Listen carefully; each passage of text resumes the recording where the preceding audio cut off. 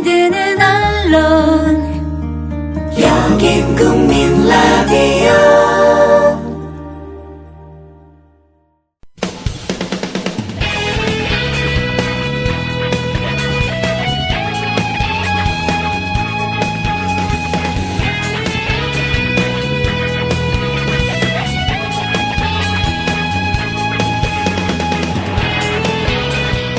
아주 어린아이라 할지라도 차근차근 설명하고 논리적으로 설득하려 노력해야 한다고 교육 전문가들은 말합니다. 다시 말해 상대의 이해력을 미리 짐작하고 진단해서 행동하지 말라는 의미와 함께 아무리 어린아이여도 인격체로 동등하게 생각하라는 의미일 겁니다.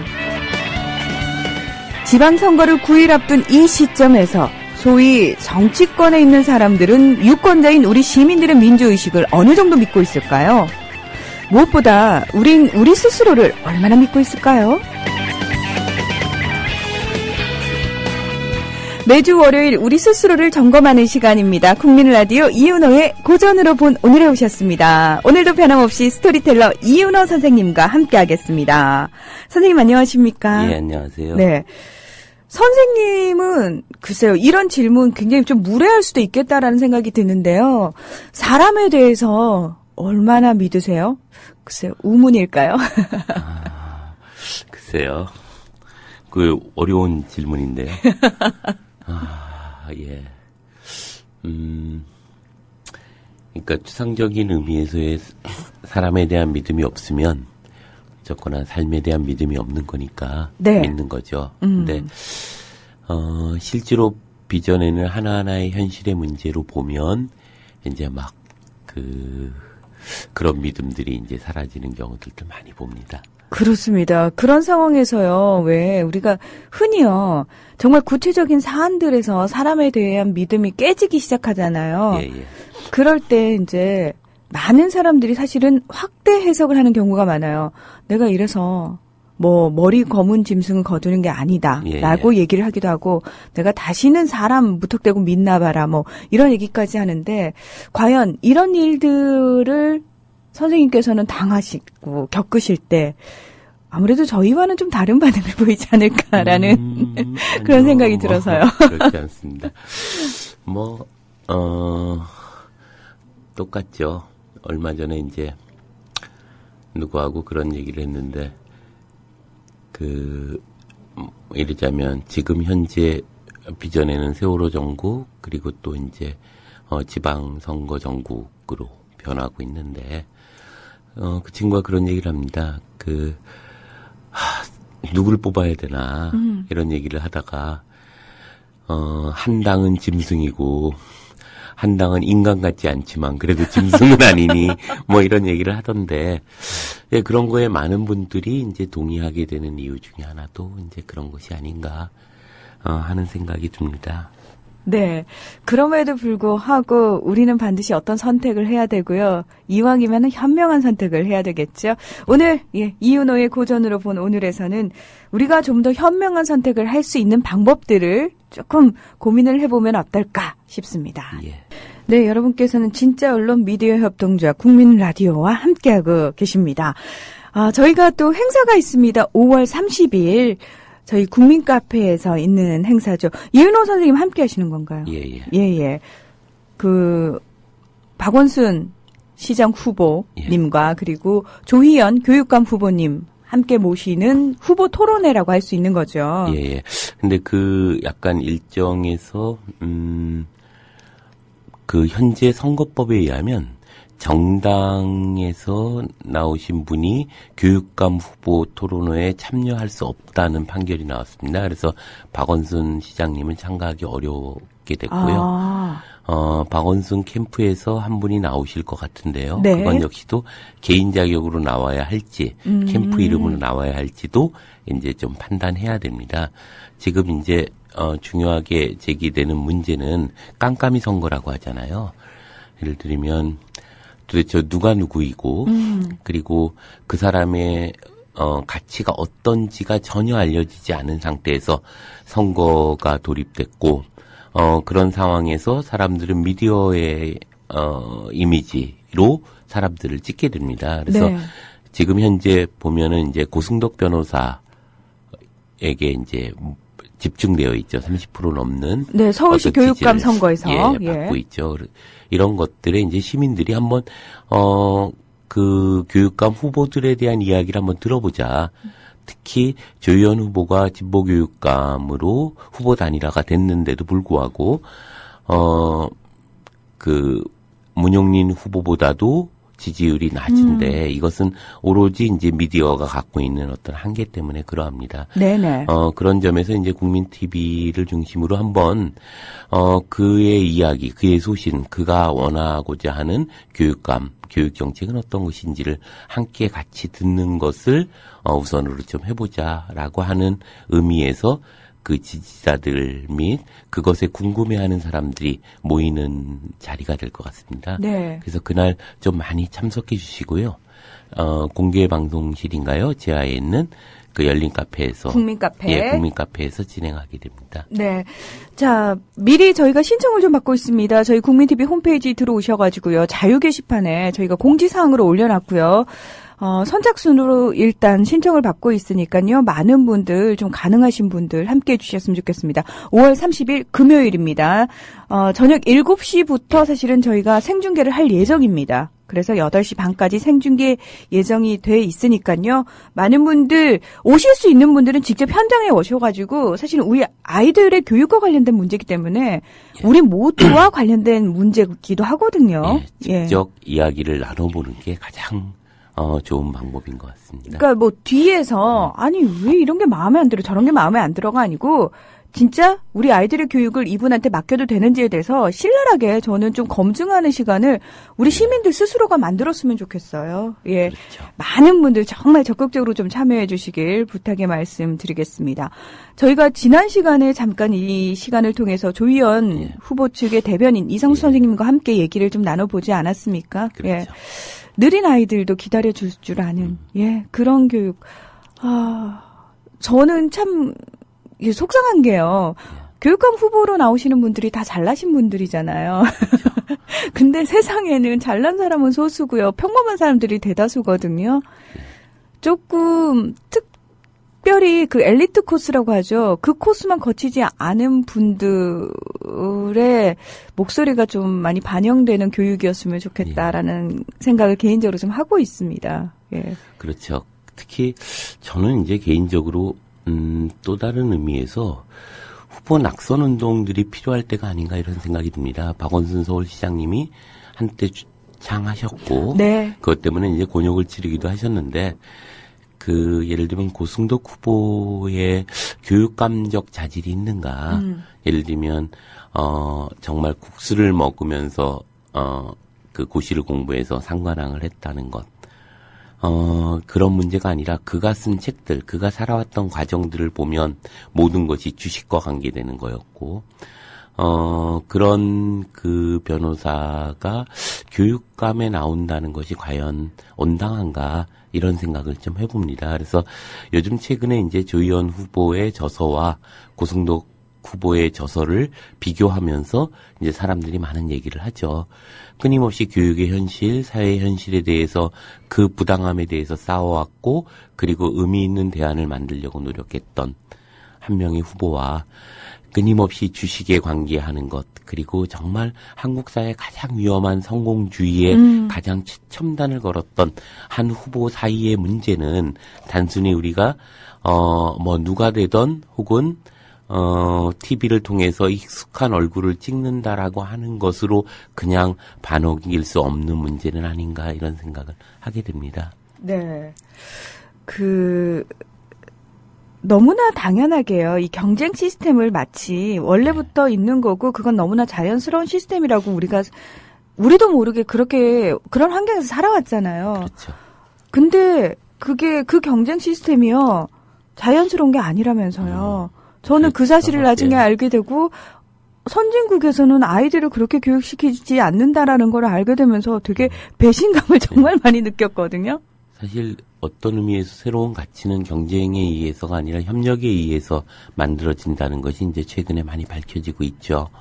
그런 점에서 보면 그런 새로운 교육의 과제가 이제 옆 동료들이 자기가 밟고 넘어서야 되는 경쟁자가 아니라 한편으로 보면 선의의 자극을 넘나드는 경쟁도 하지만 더 중요한 건 그 협력을 통해서 우리가 뭔가 공동의 가치를 이룬다는 것들이 교육의 과정에서 인식되고 또 실현돼 나가는 그런 교실이 돼야 되지 않을까 이런 생각이 듭니다. 그래서 서로 다름을 통해서 서로가 서로에게 의미 있는 자극들이 넘나들고 서로 성경에 보면 그런 얘기 있잖아요. 합하여 선을 이룬다. 이런 의미처럼 교육의 자리가 아이들 스스로가 우리가 함께 할 수 있는 것, 더불어 사는 사회를 배우는 그런 장소가 돼야 되지 않을까 이런 생각이 좀 들게 됩니다. 네. 지금 보름달님께서 그런데 고승덕 후보는 미 영주권자가 맞나요? 라는 질문을 올려주셨거든요. 그러니까 미국 영주권을 가지고 있다 그러죠. 예, 거기에 대해서는 이제 좀 더 조사와 구체적인 내용이 나와야 되는데 예, 미국 영주권을 가지고 있는 것은 분명하고요. 그것이 이제 어떤 연유에서 그러한 것인지에 대한 얘기들은 이제 좀 더 얘기 나와야 될 얘기일 것 같습니다. 네네. 자, 저희가 오늘은요, 민선 시장의 의미에 대한 이야기를 사실 준비를 하고 있지 않습니까?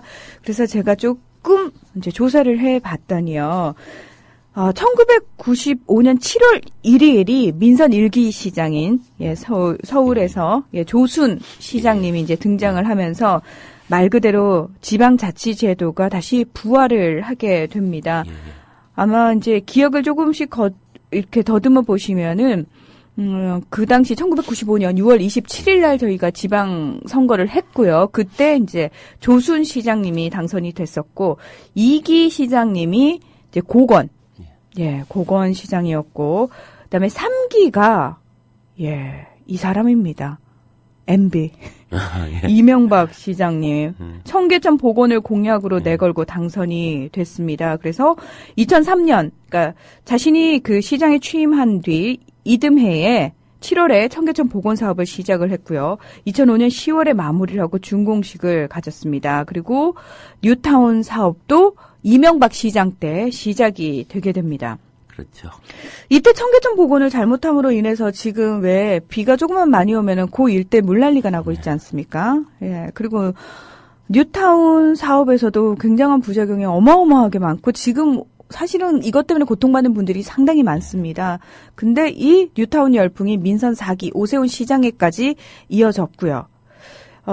오세훈 시장 하면은 디자인 서울 아마 정말 생각 많이 날 겁니다. 그리고 세빛둥둥섬인가요? 하여튼 쓰잘데기 없는 무언가를 지금 많이 만들어놨는데 어디다 쓰는 물건인고? 예, 이러시는 분들 정말 많고요. 거기 지금 관리비로 들어가는 돈부터 시작해서 엄청나게 서울 시민들의 세금을 낭비했다라는 얘기가 있죠.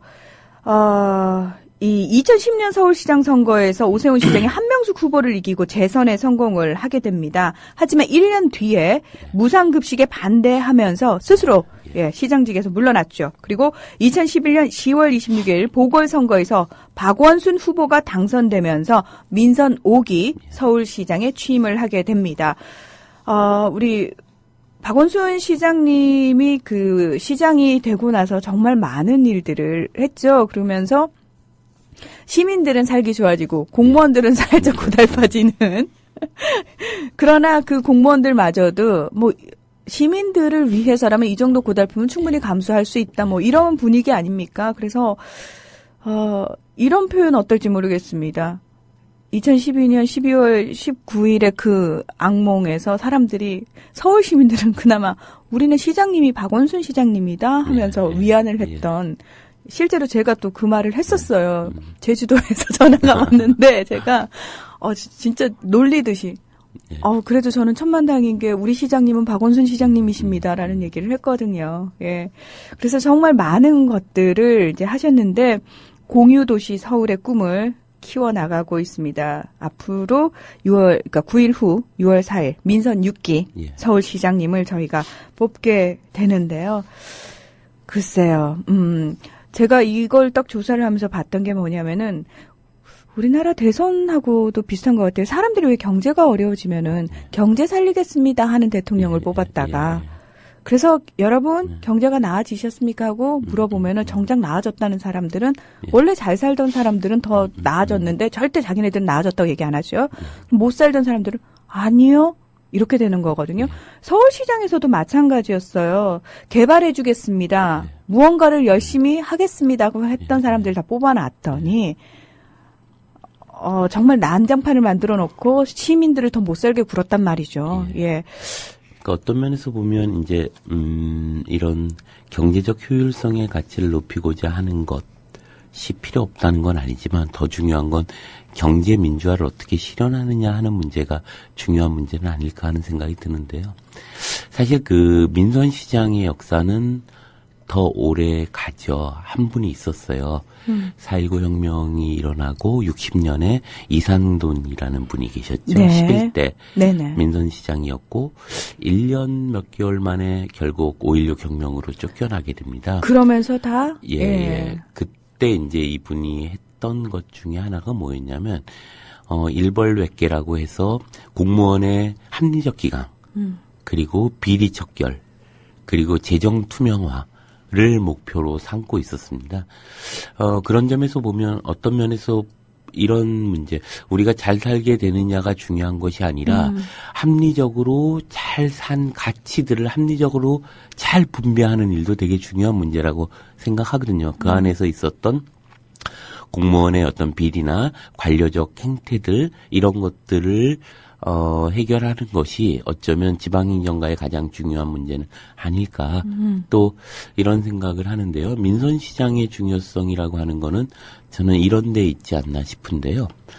그러니까 점점 고도화되고 복잡화되는 현대사회에서 그리고 이제 조금씩 이제 민주주의가 확장되는 과정에서 지자체의 문제는 지방자치제의 문제는 대단히 중요합니다. 즉, 분산적인 행정을 통해서 보다 합리적이고 민주적인 어떤, 행정들을 이끌어 나가야 되는 것이 이제 오늘날의 과제가 아닌가 싶은데, 이러자면 중앙정부의 그런 비대화되어 있는 행정 시스템은 끊임없이 관료적인 문제들을 낳게 될 뿐만 아니라 정경유착 등의 어떤, 문제들을 양산하고 있는 것이 아닌가 생각을 합니다. 그런 점에서 이제 각 지방 행정들이 그것을 분산해서 일정한 민주주의적 모태를 만들어내고자 하는 노력. 이것이 이제 민선시장의 어떤 출발들이었고 지자체의 의미들은 아닐까 이런 생각이 들고요. 그런 점에서 이제 잘 사는 서울 이것이 중요한 것이 아니라 보다 균형 있고 그리고 보다 의미 있고 질적 가치가 넘나들고 그리고 잘 사는 것이 고루 나눠갈 수 있는 그런 서울시를 만드는 것. 이것이 저는 중요한 민선시장의 역할이 아닌가 생각을 하는데요. 불도저식의 지금까지 사실 보면 이명박 그 시장 때도 그랬지만 이 뭔가 건설주의적 그 말은 이제 우리 사회가 가지고 있었던 압축적 근대화의 모델이 됐던 성장주의적인 어떤 발상법만 가지고 이 밀어붙이기식 과정이었다고 생각을 해요. 네. 그러면서 점점 이제 우리 사회 전체가 양극화되듯이 어떤 시행정 문제에서도 그러한 것들의 균형 발전보다는 효율성을 중심으로 해왔던 발전들이 좀 앞섰던 것이 아닌가. 저는 이러한 것이 이제 결국 효율성 위주의 지방행정 정책에 크게 브레이크를 걸으셨던 분이 이제 박원순 시장이 아니었나 생각하고요. 네. 질적 발전을 꾀한다는 의미에서 이제 새롭게 행복한 도시 만들기 프로젝트를 하고 있었던 것은 아닌가 이런 생각이 좀 듭니다. 네. 자, 아까 이은호 선생님 발언 중에 혹시 5.16 혁명이라는 발언이 나왔다면 그거는 실수를 한 겁니다. 예, 4.19 혁명이고 5.16 쿠데타입니다. 예. 제가 5.16 혁명이라고 했나요? 저희가 근데 선생님 4.19 혁명. 이게 참 무서운 게요. 저희가 학교 다닐 때 교육을 그렇게 받았어요. 그래서 저도 모르게 입에 배어 있고 선생님도 그냥 정말 그랬군요. 예, 무의식으로 여러분 침착해 진정하시고요. 지금 졸고 계신 우리 많은 분들 깜짝 놀라셨죠? 예, 여러분을 깨워드리기 위한 거였습니다. 여러분이 잘 듣고 있나 안 듣고 있나? 예, 혹시 관 감독님 졸고 계십니까? 예, 얼른 일어나세요. 예, 여러분 저희가 혹시라도 저희도 사람인지라 얘기를 하는 중간에 이제 습관적으로 예전에 썼던 세뇌당했던 교육에 의해서 잘못된 용어를 사용할 수 있습니다. 그 부분에 대해서는 적절한 지적을 해주시면 저희가 바로 수정을 하겠습니다. 예. 지방자치단체가 그러니까 지방자치제가 부활을 하면서요. 이게 참 희한한 게 저희가 중간에 사실 4.19 혁명 이후에 그러니까 한참 그 당시에도 지방자치제였거든요. 그러다가 이제 5.16 쿠데타 이후로 관선으로 다 바뀌면서 몇십 년 동안 지방자치제에 대한 경험이 끊어졌단 말이죠. 그러니까 1995년에 다시 부활이 되기는 했습니다만 기억을 되살려 보니까요. 저희 그 당시에 잘 몰랐던 것 같아요. 그리고 어떻게 해야 되는 건지도 몰랐고 이게 참 이런 표현, 왜 고기도 먹어본 사람이 잘 먹는다라고 표현을 하듯이 몇 년 동안의 그 단절이 사람들을 굉장히 좀 많이 혼란스럽게 만들지 않았나.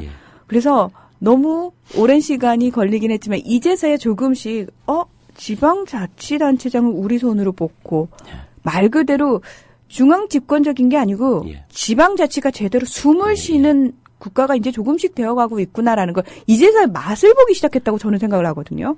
그리고 해야 될 과제들이 정말 많습니다. 예컨대 이게 예를 들면 지방에서 갖는 중앙 정부의 의존율이 예산적으로 50%가 넘어갑니다. 이것은 뭐냐 하면 실제적으로 지방 자체가 삶의 조건이 자치적이 되지 않고 있다는 거예요. 네네. 대부분 이제 주요 도시를 중심으로 하는 위성 도시화되고 있고 이럴 때 이제 지방자치 수반들이 갖고 있는 문제점은 어떤 문제점이 있냐면 결국은 어떤 한 분이 그런 분석을 한 적이 있는데요. 중앙정부의 그 선거를 유리하게 하는 것에 효과 이상의 것을 만들어주지 못한다. 이런 얘기를 합니다. 이게 무슨 말이냐 하면 결국 지방자치제에서 공약을 실현하거나 혹은 일정한 개발 등등의 어떤 지방행정의 어떤 업무들이 진행됐을 때 결국은 그것은 중앙행정부의 어떤 역할, 이미지를 높여주는 것 이상도 이하도 아니라는 거죠. 진정한 의미에서의 그런 지방정부의 역할이라고 하는 것이 자치의 조건을 만들어내지 못하고 있는 현실 속에서 그리고 예산 심의 과정에서도 지방시의회가 할 수 있는 것이 몇 프로 되지 않습니다. 그리고 그런 점에서 보면 지방의 행정의 이런 문제들이 결국은 중앙정부의 어떤 이미지를 전국적으로 알리는 역할만 하고 있다는 것이 현실적인 이제 한계이자 또 우리가 넘어서야 될 과제입니다.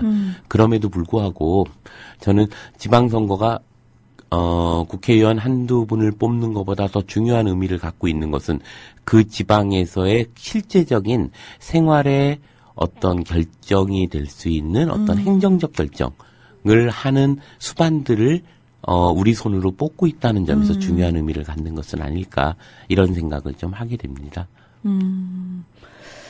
여러분의 생각은 어떤가요? 예. 이런 부분에 대한 얘기가요. 저는 사실은 가장 먼저 얘기가 이루어져야 되는 그 장소가 학교라고 생각을 해요. 그렇죠. 예. 그것도 초등학교 때부터요. 예. 근데 선거에 즈음해서야. 예. 그것도 어른들끼리 얘기를 한다는 거죠. 예. 그렇죠. 왜냐하면 예컨대 교육감 선거를 얘기하면 사실 청소년들은 아직 유권자가 아니지만 적어도 자신의 권리에 대한 문제를 논의할 수 있는 자신들의 권리가 있다고 생각합니다. 그렇죠. 그러니까 적어도 충분히 자신들이 어떤 교육감을 원하고 그리고 교육 정책은 어때야 되는지 스스로가 교육의 주체로서 자기의 발언을 할 수 있는 것들이 만들어져야 하고 네. 이런 것들이 이제 배제되거나 혹은 봉쇄되어 있는 교육이야말로 저는 위험한 교육의 하나의 과정이라고 봅니다. 아직은 이제 선거를 할 수 있는 주체가 아니기 때문에 실제 투표 과정에서는 배제될 수 있다 하지만 적어도 충분히 사회적 공론을 만들어내는 가장 중요한 주체는 청소년들은 아닐까. 우리가 무엇이 문제인가는 그 청소년들이 바로 피부로 느끼는 문제라고 생각하거든요. 네네. 이 문제들을 공론화할 수 있는 것들이 또한 우리가 이런 과정 속에서 해야 될 문제이고, 그리고 그 아이들이 실제로 한 시민으로 지금 살아가고 있고 미래의 시민들로서의 자기 역할을 하겠죠. 그래서 교육이라고 하는 것이 이제 시민교육이라고 하는 관점에서 바라본다면, 그 아이들의 교육의 장소에서 이런 것들이 공론화돼야죠. 네. 그러니까 공교육이 해줘야 되는 부분이거든요. 근데 전혀 되지 않았고요. 이제 이게 저는 우리 사회의 어떤 분전화된 어떤 사회 분위기, 시스템의 가장 큰 문제점이 아닐까라는 생각이 들어요. 예를 들어서 저희가 오늘 민선 시장의 의미에 대한 얘기를 준비했습니다라고 얘기를 하면서도 너무나 자연스럽게 왜 이 의미에 대해서 우리가 지금 다시 생각을 해야 되는지에 대한 얘기를 하면서 당연히 지방자치제가 부활한 지 20년이 됐음에도 불구하고 아직도 이것이 확산되지 못하고 그 민도가 높아지지 못했다라고 스스로 생각하는 부분에 있어서는 거기에 대한 교육이 체계적으로 전혀 뒷받침되지 않았다는 시스템적인 문제까지 이룰 수밖에 없는 거죠, 자연스럽게. 그러니까 결국 생활의 분산화 이것이 되지 않을 때, 예를 들면 이걸 한번 핵발전소 문제로, 핵발전 문제로 좀 얘기하고 싶은데요. 네. 이런 것을 가상해 보면 어떨까 싶은데요.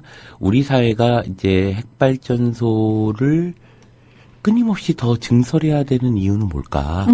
예를 들면 유럽은 서서히 폐기하거나 폐기했거나 폐기하겠다고 얘기하고 있는 이때 우리는 계속 발전을 증설해야 되고, 또 절대로 폐기할 수 없는 어떤 의미들이 있습니다. 이 이유 중에 하나는 우리나라의 도시가 발전하는 과정에서 이미 경제 발전이 거점 중심을 통해서 일정한 중앙 집중적 발전을 해왔다는 거죠.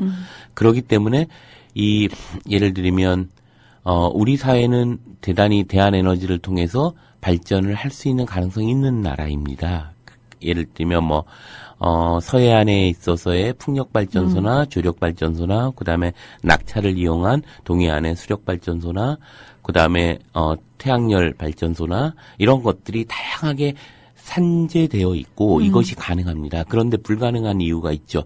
그것은 뭐냐면 적어도 그러려면 한 도시에 살아가는 시민들이 일정한 수로 제한되어 있어야 합니다. 그런데 우리는 거점 중심 정책을 쓰다 보니까 100만 명 이상이 훌쩍 넘어버린 도시들이 중심이 돼 있고 나머지는 텅텅 비어있는 시골 마을들을 우리는 떠올리게 됩니다. 네네. 이것이 결국 유럽과 달리 유럽이 이제 핵발전소를 폐기하겠다고 하는 것에는 에너지는 그렇게 보시면 되는데요. 예를 들면 작은 집들이 100채가 있어요. 그러면은 에너지는 서로가 남는 것은 옆집에 나눠주고 모자라는 건 옆집에서 가져오고 끊임없이 순환이 가능합니다. 그런데 예를 들면 아파트 100채가 있는 아파트면 어떤 결과가 만들어지냐면 100채가 동시에 에어컨을 킬 때를 전제해서 에너지를 준비해야 됩니다. 그러니까 대단히 고준위 에너지를 준비해야 되고, 그러다 보니까 우리나라의 도시의 발전이 미국과 일본의 모델을 써서 거점 중심 발전을 하다 보니 핵발전소가 어쩔 수 없이 있어야 되는, 즉 이 중앙집중 정책이라고 하는 건 여러 가지에서 이제 위험들을 가지고 있다고 생각합니다. 지방자치제의 의미에 가장 중요한 것은 풀뿌리 민주주의의 어떤 의미 속에서 분산 정책들을 통해서 우리가 저마다의 개인의 삶의 질의 어떤 행복도들을 만들어내는, 그래서 그것을 위해서 지방자치의 문제가 제기됐던 것이고 그것을 위해서 부단히 노력해왔다고 생각합니다. 행정에 있어서 지방자치의 분산, 이것이 이제 현재 가지고 있는 이제 민선 시장들의 어떤 지방선거의 문제라고 보는데요. 그럼에도 불구하고 생활이 분산화되지 않고 생활이 지방자치적으로 되지 않음에 따라서 이것이 실제 유효성이 있는가라는 말들이 많이 나오고 있죠. 그럼에도 불구하고 저는 이런 과정들을 통해서 우리가 조금씩 개선해야 될, 그래서 시스템들을 변화시켜야 될 가장 큰 문제라고 보고요. 그런 점에서 또 서울시만 하더라도 서울시는 이제 그런 거죠. 수도라고 하는 것이 주는 상징적 의미가 있다고 생각합니다.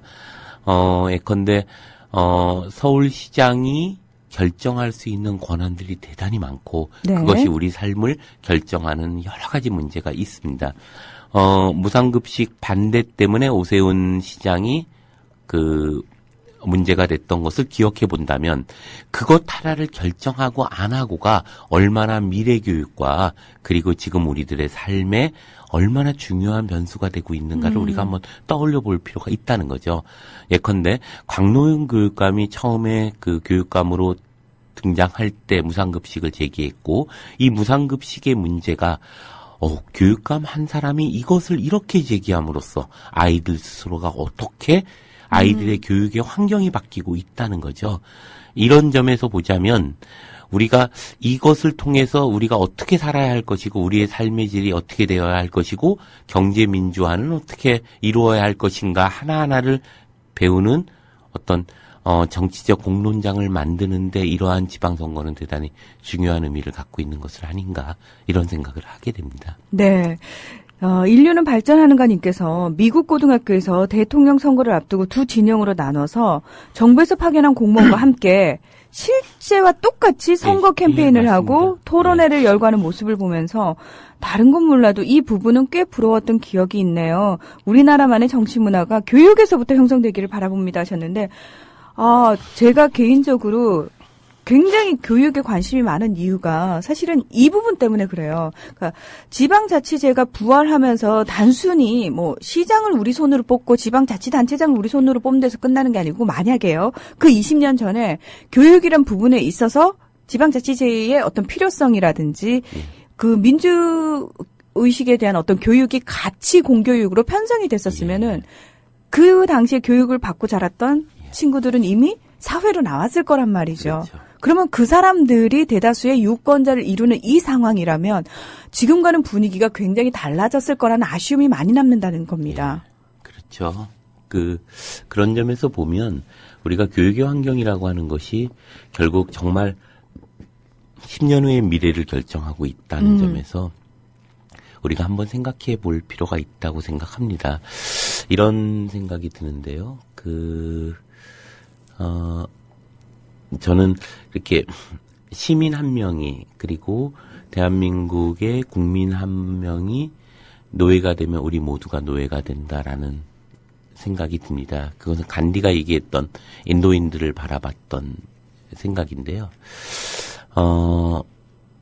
이런 생각이요. 그러니까 이르자면 맹자에 이런 얘기가 있죠. 저번에 언젠가 말씀드렸던 양효왕이 이제 맹자에게 무엇을 나에게 도와주려고 하십니까? 이렇게 먼 길을 달려오셨습니까? 라고 물어볼 때 맹자가 얘기했던 어찌 이익을 얘기하십니까? 오로지 의로움을 얘기하셔야죠. 라고 얘기하는 게 있습니다. 네. 이것이 어쩌면 우리가 민주시민교육의 가장 중요한 의미가 아닐까 생각을 하는데요.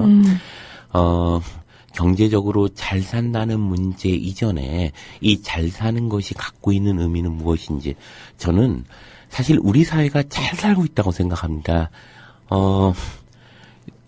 한 30년 전만 하더라도 제가 초등학교 때 30년 전은 한 40년 전 60년대에 보면은 1000불 소득 그러니까 100억 불 수출 그랬던 우리가 그러니까 GNP로 보면 1000불이었던 거죠. 지금 2만 불 시대를 네. 가지고 있고 경제적으로 세계 10위권 안에 들어가고 있습니다.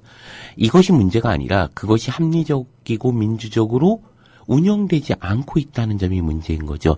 점점 양극화가 심해지고 있고 점점 시민들의 삶의 질이 점점 퇴락하고 있고 이런 과정에서 뭐라고 할까요? 많이 벌고 그 부를 향유하는 사람들은 점점 부가 더 부를 불러일으키는 부익부되는 현실 속에 살고 있고 그리고 빈익빈되는 현실 속에서 수많은 서민들의 삶이라고 하는 것이 점점 위기로 나아가고 있잖아요. 또 지금 여러 가지 기업들의 문제에서 보여주듯이 비정규직 노동자라고 하는 것들이 점점 확대되면서 그러한 제도에 의해서 내일을 예상할 수 없는 삶의 불안함들을 가지고 살아가고 있단 말이죠. 그럴 때 이제 우리가 그 행정정책이 어떻게 되어야 하고, 그리고 잘 사는 것이 중요한 것이 아니라 잘 사는 것이 의미하는 바가 무엇인가를 논해야 되는 자리들이 있다고 생각을 합니다. 그런 점에서 지방 행정 수반이 해야 될 일들은 대단히 많고요. 그래서 최소한 적어도 중앙정부로부터 그것을 견제하고 견인하고 시민의 목소리를 대변할 수 있는 그러한 지방행정의 어떤 의미들을 만드는 것, 이것은 대단히 중요한 일이 아닐까, 이런 생각을 하게 됩니다. 저는 이 방송을 이제 듣고 계신 수많은 학부모님들이 현실에서 부딪히는 문제들 중에 이런 부분이 있지 않을까라는 생각을 늘 해봤어요.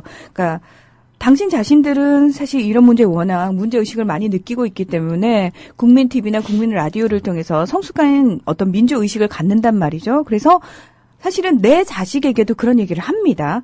그리고 끊임없이 그 부분에 대한 이야기를 하고 아이들이 그런 의식을 갖도록 노력을 시키는데, 문제는 뭐냐면은 이 아이들이 다시 공교육의 현장으로 나아간단 말이죠. 예. 그랬을 때 거기서 이제 부딪히는 문제들이 있는 거죠. 이 아이 입장에서는 혼란스러울 수밖에 없겠다라는 생각이 드는 부분이 뭐냐면은, 내 아이가 가서 마치 거기서 미운 오리 새끼 마냥 툭 튄다는 거죠. 분명히 그렇죠. 저희 부모님은 이렇게 문제 제기를 하라고 저한테 가르쳐 주셨어요. 그래서 저는 선생님한테 그렇게 말씀을 드렸는데 선생님 입장에서는 당황스러운 거죠. 그리고 일단은 절제를 시키고 어떤 강압이 나올 수도 있고, 친구들이 쟤 이상해, 쟤만 이상한 얘기를 해 하는 분위기가 형성이 될 수도 있다는 거죠. 그렇게 되면은 이 아이가 겪을 그 혼란과, 그리고 부모 입장에서 내가 혹시 내 아이를 너무 혼란스럽게 만드는 게 아닌가, 어떻게 교육을 시켜야 되지라는 부모의 교육으로 다시 돌아온다라는 거죠. 고민의 문제가. 그래서 시스템이 변하지 않고 전체가 다 변화해야 되지 않으면은 내 아이만 어떻게 한다고 될 문제는 아니겠구나. 예. 그런 점에서 교육의 환경, 또 지방 도시의 어떤 교육 환경이나 생태 환경들, 또 일정한 행정에 갖게 되는 환경들, 이러자면 관료적 행정이라고 일컬어지는 것들이 변하고, 공무원들이 더 이상 자신들이 하나의 권력으로서 자리 잡는 이런 것들이 서서히 변화할 때 우리는 보다 민주적인 어떤 조건들이 조금씩 나아가는 것이 아닌가 생각을 하게 되는데요. 지금 사실 우리가 교정해야 한다라고 하는 것이, 어떤 분이 그런 얘기를 하는데요. 이렇게 어느 부분을 수술해야 되는가 하고 보니까 모두가 시체더라, 이런 얘기를 합니다.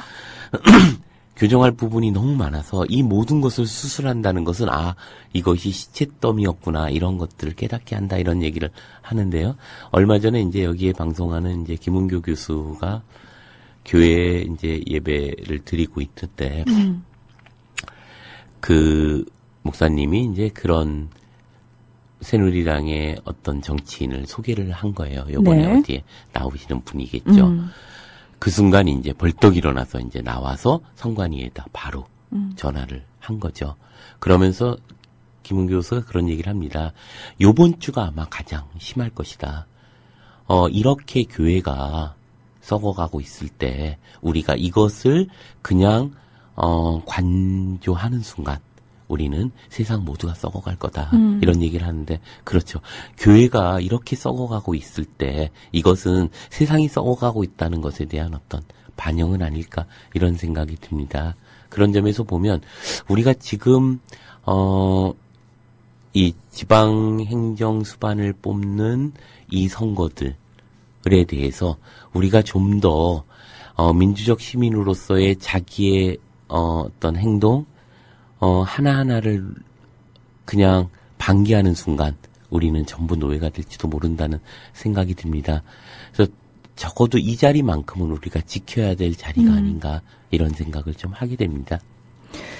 저희가 왜 사실은 좀 소득이라고 해야 되나요? 하는 게 있다면은 몇몇 지방자치단체장이 바뀌어서 그 도시가 바뀌는 걸 봤어요. 그리고 몇몇 지방자치 그 교육감이 그쵸? 바뀜으로 인해서 그 아이들의 교육 환경이 바뀌는 걸 두 눈으로 똑똑히 목격을 했단 말이죠.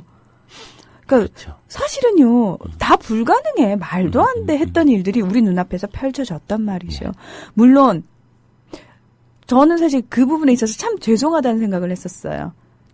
선뜻 믿지 못하고 함께 행동할 생각부터 하는 것이 아니라 의심의 눈초리로 먼저 바라봤던 제 자신이 참 부끄럽다는 생각을 했는데 그 경험이요. 우리가 제일 중요한 거는 눈으로 똑똑히 보고 경험을 했다면은 확장시키고 연장시킬 생각을 하고 사실은 적극적으로 동참을 해야 되는 게 필요한 부분이거든요. 그렇죠. 근데 여전히 내가 동참하지 않아도 뭐 좋으니까 자연히 잘 되겠지라는 그 방관자적 자세가 사실은 가장 큰 걸림돌이 아닐까. 이번 지방선거에 있어서도 저는 그 생각을 했어요. 그렇죠. 무상급식 때가 대표적으로 그랬던 것 같은데요. 맞습니다. 그게 될까 뭐 이런 생각을 했죠. 정말 그리고 이거 좀 과격한 거 아닐까라고 생각했는데 실제로 됐고 그것이 아이들에게 가난하기 때문에 비굴하게 밥을 얻어먹는 것이 아니라 모두가 당당하게 자신의 권리를 행사할 수 있다는 것을 아이들 스스로도 알게 했던 중요한 과정이라고 생각하거든요. 저는 민주주의라는 것이 누가 누구에게 주는 것이 아니라 환경을 바꾸게 함으로써 그 아이가 스스로 민주적 주인의식을 갖게 하는 것이 중요하다고 생각합니다. 만일 그것이 전면적 무상급식이 아니었다면 아직도 아이들은 자기 가난을 비로하게 스스로가 초라해지면서 밥을 구걸하면서 얻어먹는 아이들로 변했겠죠. 그런데 그것이 바뀌면서 우리가 교육을 받는다는 것은 동시에 그것이 갖고 있는 환경의 권리를 갖는 거구나라는 것을 깨닫게 했다는 점에서 대단히 중요합니다. 저는 경기도에서 이제 김상곤 후보가 그 무료 버스에 대한 이야기를 할 때 깜짝 놀랐어요. 네. 이게 가능할까? 가능할까, 일단. 네. 실제로는 이제 결국은 이제 결국 후보로서 나서진 못했지만 나섰더라면 한번 그것도 의미 있게 한번 돌아볼 문제가 아니었나 이런 생각이 듭니다. 그래서 사실 조금 아쉬움이 남는 게요. 왜냐하면 김상곤 후보는 전 경기도 교육감이셨잖아요. 근데 해내셨거든요. 그런 점에서 보면 우리가 그렇게 그 지방선거를 통해서 하나씩 민주적인 것을 얻어야 될 것들이 정말로 많다고 생각합니다. 그래서 저는 누군가 그런 얘기를 하던데요. 30일 날 굳이 뻔한 사람들 모여서 그렇게 하는 게 무슨 의미가 있냐 하지만 그게 아니고 우리 안에서 너무 패배주의가 많아요. 저희가 무상급식 때 그랬듯이 심지어 하다못해 예를 들면 이런 여론조사 결과로 보면 박원순 후보한테 50% 이상의 지지를 보내고 있지만 조희연 후보에게 10%대의 아주 낮은 지지를 보내고 있다는 건 바로 이걸 반영하고 있는 거거든요. 그러니까 박원순 후보를 지지하는 사람들이 조희연을 투표한다면 이건 세상이 바뀔 일인 거죠. 그렇죠. 그런데 우리가 다 뭐가 되겠어라고 생각하는 것이 우리 안에 있는 것은 아닌가 이런 생각을 하게 됩니다. 그래서 저는 그런 요즘 페이스북에 거의 1인 캠프 같은 짓을 하고 있는데요. 그래서 가끔 제가 선거운동하나 이런 생각을 많이 합니다. 다른 걸 전혀 못 올리고 계속 조희연 후보하고 박원순 후보에 대한 지지 글을 올리게 되는데요. 아마도 선거법 위반이겠죠. 저도 그렇게 생각하는데 그럼에도 불구하고 그런 형식적인 위반이 중요한 게 아니라 우리가 지금 무엇을 고민해야 할 것인가 하는 문제를 던지고 싶었고 그중에 정말 박원순 후보를 지지하고 투표하는 분들이 조희연 후보에 대한 것을 알 수만 있다면 저는 그것으로 의미 있는 정치학교가 된다고 생각을 합니다. 그것을 놓쳐버리는 것이 지금 우리들이 갖고 있는 문제이고 그래서 어떻게 하든 조희연 후보를 알리는 건 역시도 대단히 중요한 저는 이것이 너무 기가 막힌 거예요.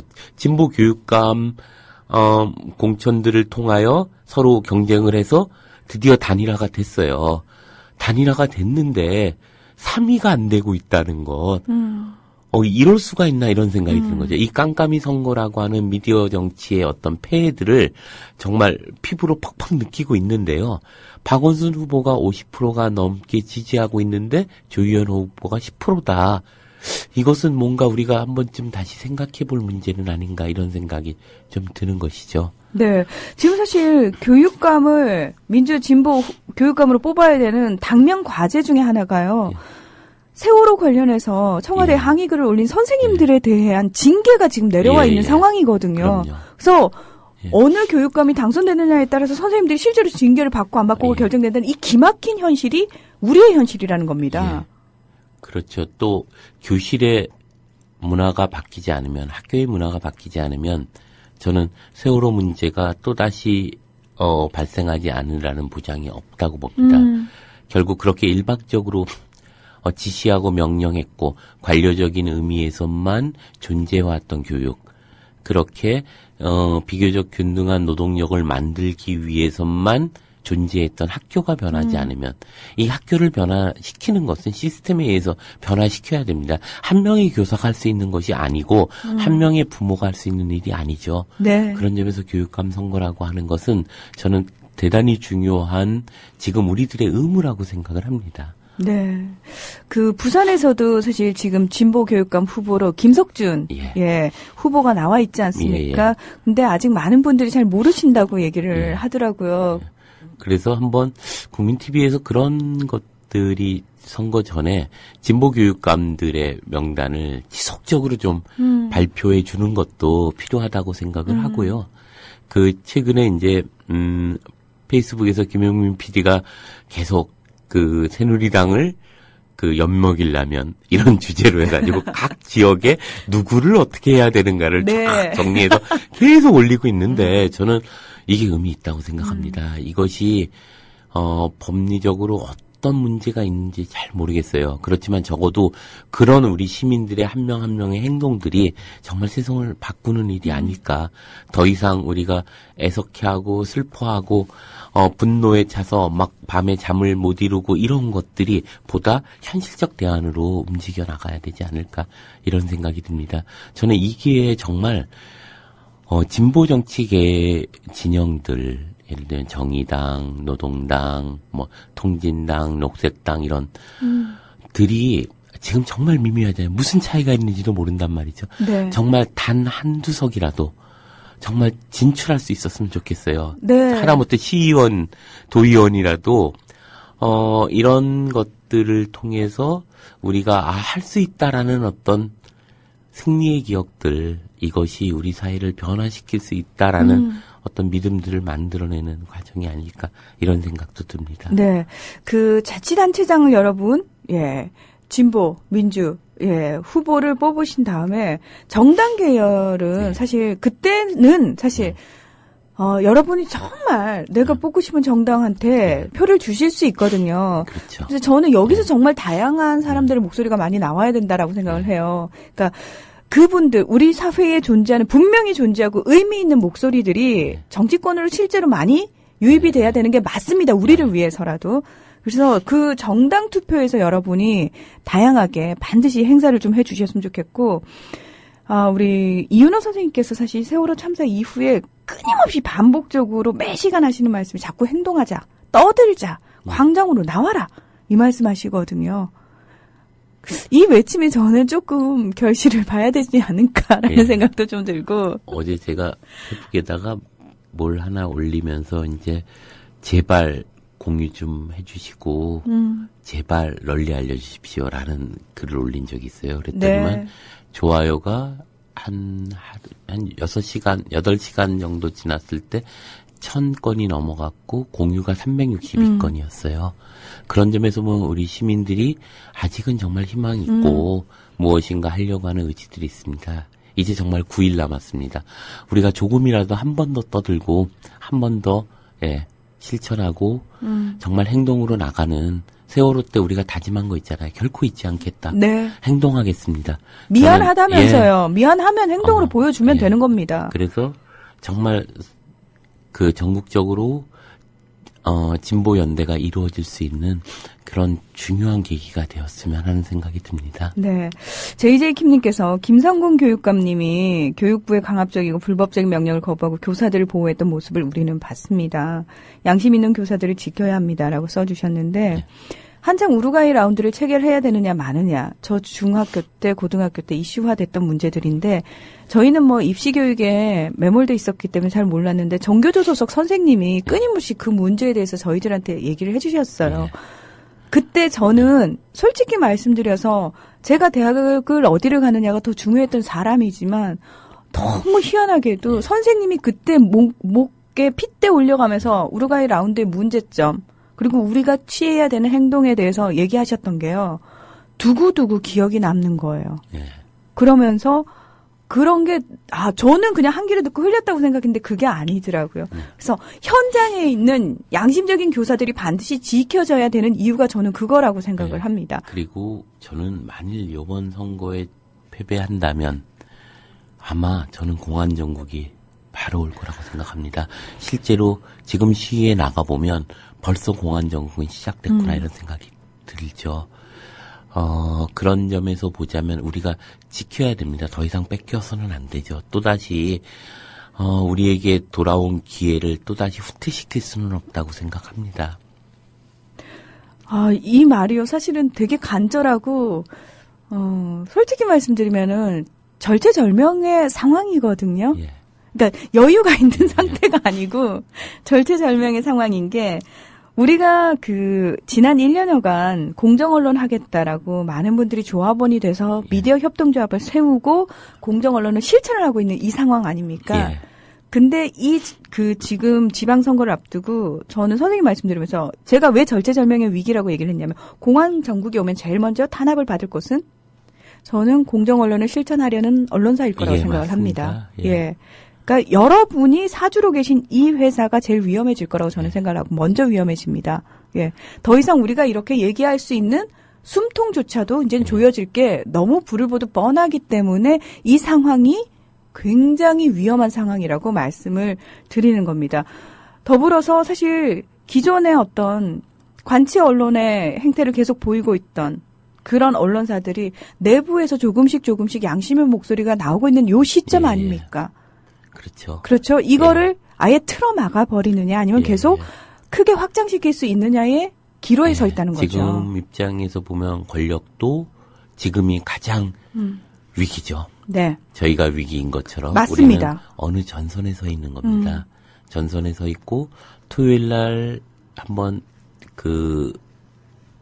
광장에 나와 보시면 이 위기가 어떻게 서로가 정말 마지막 힘을 몰아서 마지막 부딪히고 있는가 하는 그 현장을 느끼실 수 있을 거라고 생각합니다. 그리고 그것이 바로 6.4 또 지방선거에 놓여 있습니다. 그런 점에서 우리가 정말 지금은 조금이라도 우리가 힘을 잃어서는 안 되고 조금이라도 서로가 서로를 자극하고 서로가 서로에게 힘을 나눠줘야 됩니다. 그러지 않으면 우리에게는 끔찍한 세상이 우리 앞에 놓일지도 모르는 것이죠. 네. 섣부른 승리감에 도취 때에서도 그리고 섣부른 절망감에 주저앉아서도 저는 안 될 때라고 생각을 합니다. 지금이야말로 가장 날이 서 있어야 할 때라고 생각을 하고요. 그리고 끊임없이 앞을 향해 전진을 해야 되는 때라고 생각을 합니다. 그리고 시간이 안 되시는 분들은 5월 30일하고 31일 날 이틀 동안 사전선거 가능합니다. 있으니까 미리 주민등록증만 지참하고 어디서나 선거 가능하십니다. 가능하죠. 여러분. 사전 투표제가 반드시 있기 때문에 반드시 여러분 이번에는 긴장감을 가지고 임하셔야 되는 게 맞는 겁니다. 자, 이윤호의 고전으로 본 오늘은 여기서 마무리를 하겠습니다. 이윤호 선생님 고맙습니다. 감사합니다.